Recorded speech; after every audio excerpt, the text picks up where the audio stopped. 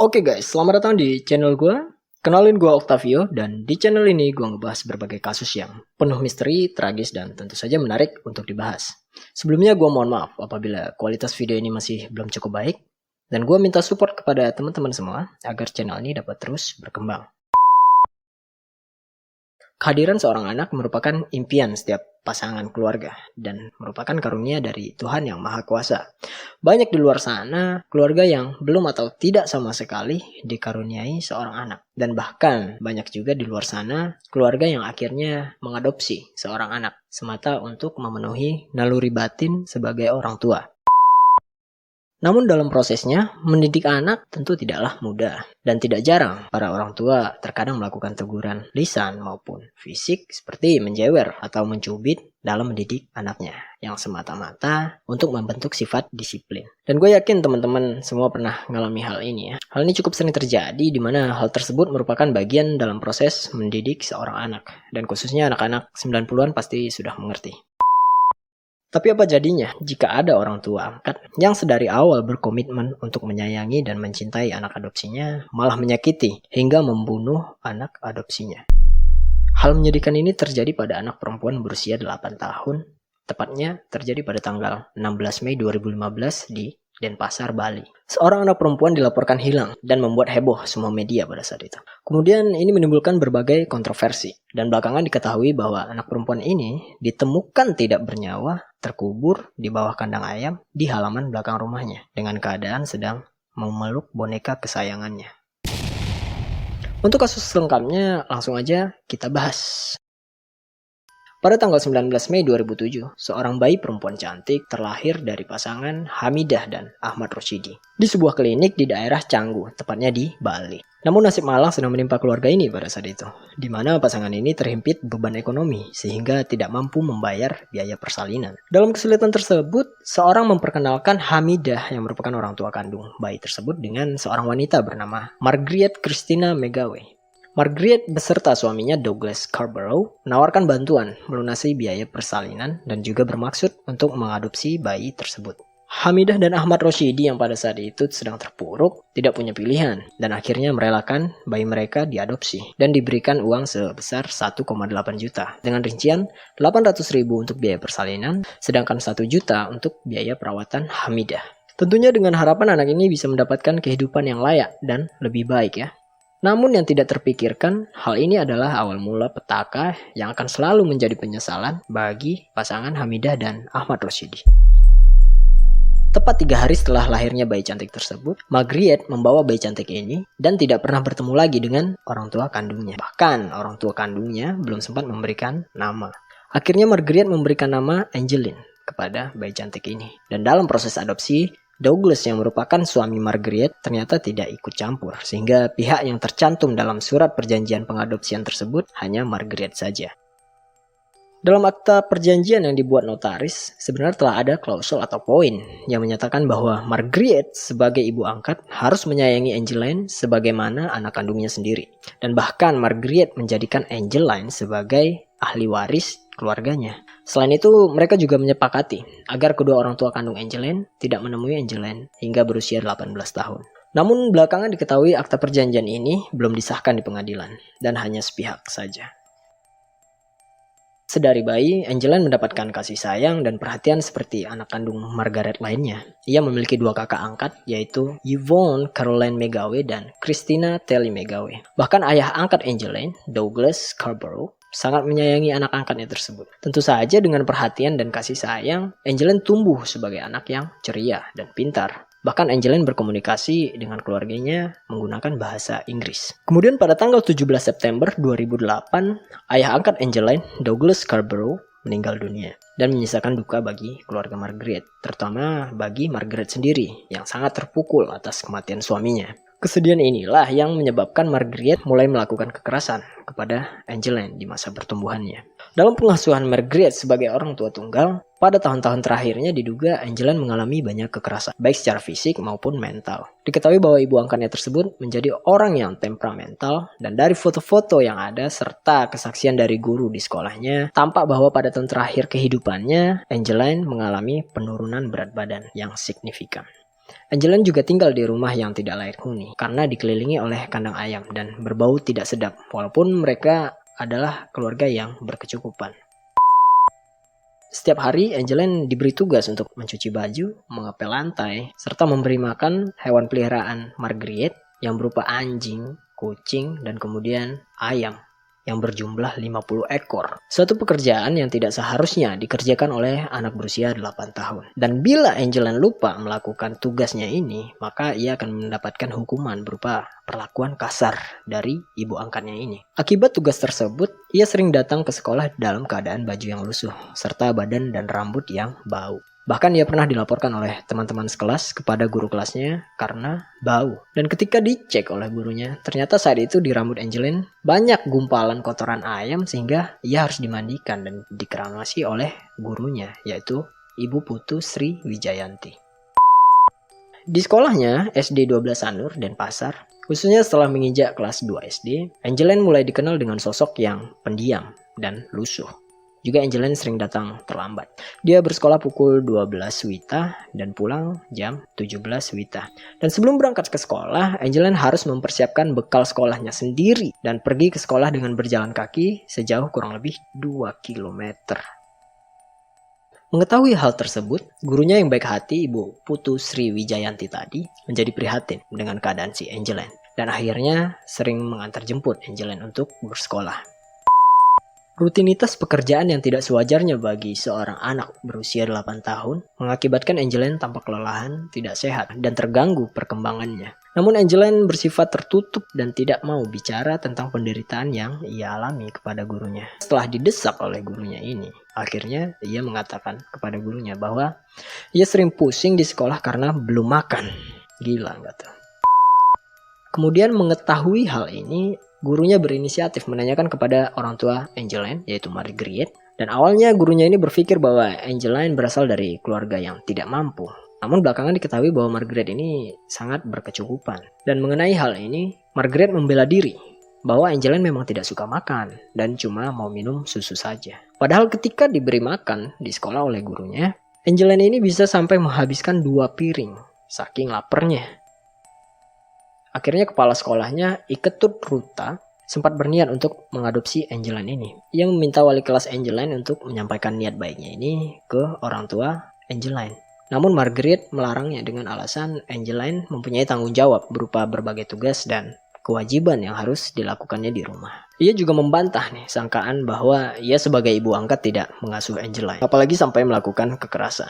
Ia menyatakan bahwa ia menyayangi Angeline dan Angeline pun menyayangi dia. Dan Marguerite memberi tugas kepada Angeline semata hanya untuk mendidik agar mandiri.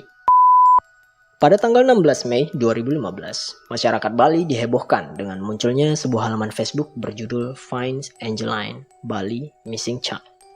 Dan juga banyak ditemukan selebaran mengenai hilangnya Angeline.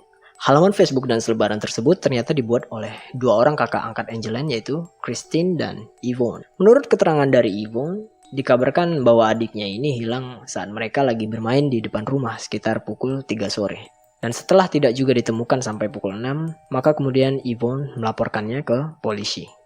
Tim pencarian dari kepolisian pun melakukan pencarian besar-besaran pada saat itu. Bahkan hingga ke rumah orang tua kandung Angeline di Banyuwangi. Pengamatan rekaman CCTV pun juga dilakukan. Pokoknya segala cara dikerahkan untuk menemukan Angeline. Hingga juga menggunakan anjing pelacak. Namun Angeline belum dapat ditemukan. Dan anehnya anjing tersebut hanya berputar di sekitar halaman belakang rumah Marguerite. Saking hebohnya kasus ini, bahkan sampai menarik perhatian Ketua Komisi Perlindungan Anak, Pak Aris Merdeka Sirait, untuk datang ke Bali dan mengunjungi Marguerite di rumahnya. Dan dari hasil kunjungan tersebut, terungkap bahwa selama ini Angeline tinggal di rumah yang tidak layak dan kondisinya sangat buruk, dengan halaman yang dipenuhi kandang ayam yang jumlahnya sekitar 100 ekor, sehingga akan membuat anak tidak bisa berkembang dengan baik. KPAI juga menyatakan maksudnya akan mengambil alih sementara hak asuh Marguerite atas Angeline, sehingga membuat Marguerite menangis histeris. Dia mengaku nggak terima, bahkan mengancam akan membunuh siapapun yang akan mengambil anaknya, karena dia menyayangi Angeline, dan begitupun sebaliknya. Selain oleh KPAI, rumah Marguerite juga didatangi oleh 2 orang menteri yang pada saat itu lagi menjabat yaitu Menteri Pendayagunaan Aparatur Negara dan Reformasi Birokrasi, yaitu Rudi Krisnandi, dan Menteri Pemberdayaan Perempuan dan Perlindungan Anak, Yohana Yembise. Namun Margriet menolak menemui keduanya dan tidak diperbolehkan masuk ke dalam rumahnya. Bahkan kabarnya Margriet ini sampai membanting pintu.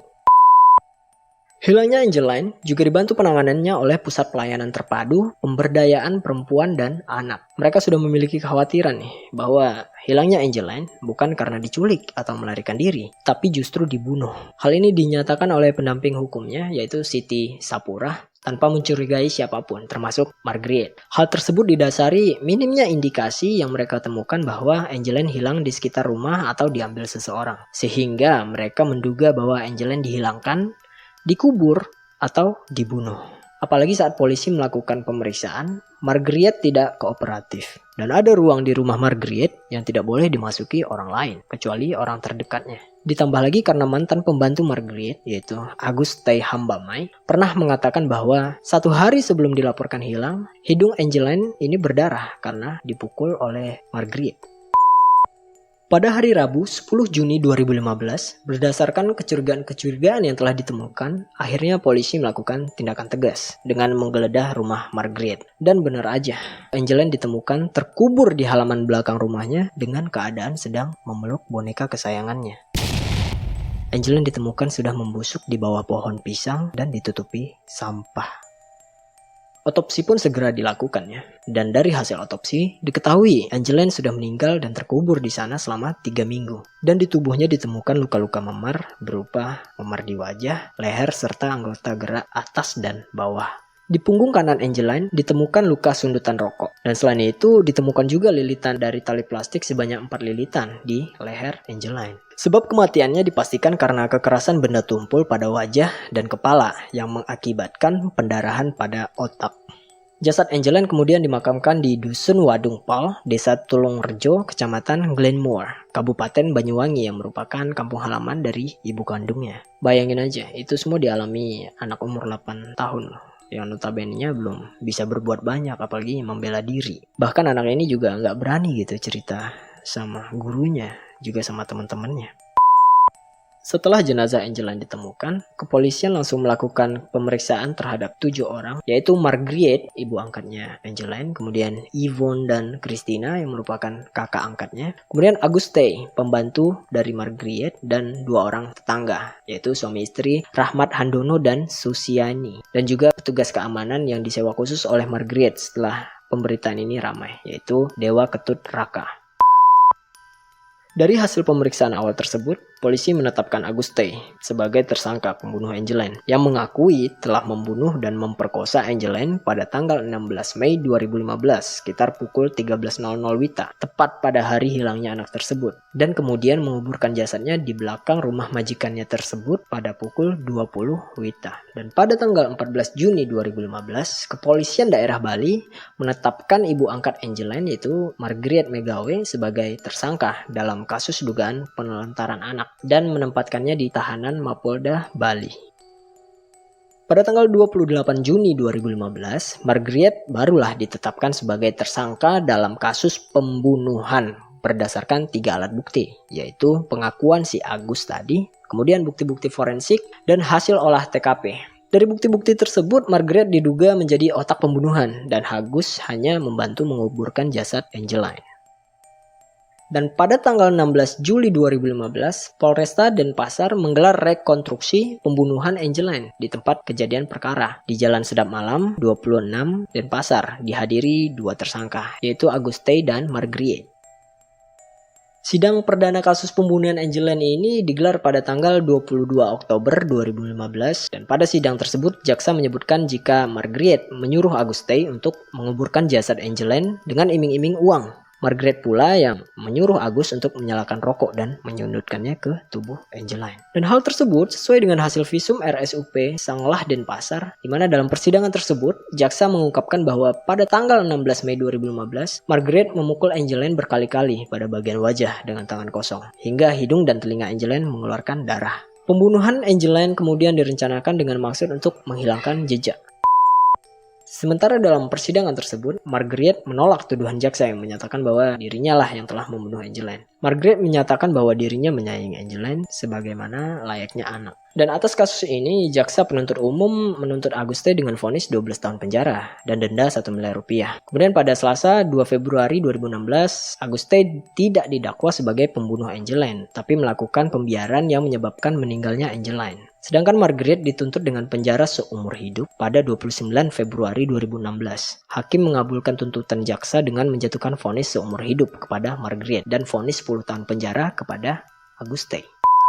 Nah, makanya nih buat teman-teman apabila mendapati kasus serupa, yaitu kekerasan yang mengakibatkan pembunuhan di sekitar kalian, secepatnya harus lapor ke polisi ya. Atau minimal lapor ke orang yang lebih dewasa daripada Anda, yang nggak peduli pelakunya mau majikan Anda, atau orang tua Anda, atau orang terdekat Anda, pokoknya laporkan aja. Karena bila tidak dilaporkan, maka seperti kasus ini loh, Anda juga bisa terlibat dan didakwa minimal karena melakukan pembiaran yang menyebabkan kematian. Pada kejadian ini, media massa dan masyarakat Indonesia pada saat itu dihebohkan dengan munculnya berita ini. Dan gue ingat pada saat berita ini muncul, semua siaran TV menyiarkan berita ini ya. Pada saat itu gue kira-kira usia SMA ya. Jadi gue prihatin, tapi berbeda dengan saat ini ketika gue udah memiliki keluarga dan memiliki anak perempuan. Rasanya itu miris gitu. Jujur aja ketika gue riset kasus ini, gue sampai nangis gitu loh. Saking bejatnya ini orang. Dimana ada manusia yang sebejat gitu loh sama anak usia 8 tahun. Gue tutup video ini dengan sebuah pepatah dari barat sana yang mengatakan, "Evil cannot be dead enough." Yang kalau di bahasa Indonesia kan berarti tidak akan pernah ada hukuman yang pantas untuk seorang kriminal. Begitupun si Margaret ini. Bahkan apabila dihukum mati sekalipun, belum bisa setimpal dengan apa yang dilakukannya ke Angeline. Oke, sebelumnya gue mohon maaf apabila terdapat kesalahan penyebutan nama, tempat, atau informasi. Dan terima kasih sudah menonton video ini. Jangan lupa like, komen, dan subscribe.